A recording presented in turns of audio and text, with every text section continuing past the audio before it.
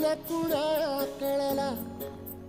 तळमळलीस तू करपुनी हिरवा पदर तुझा जळला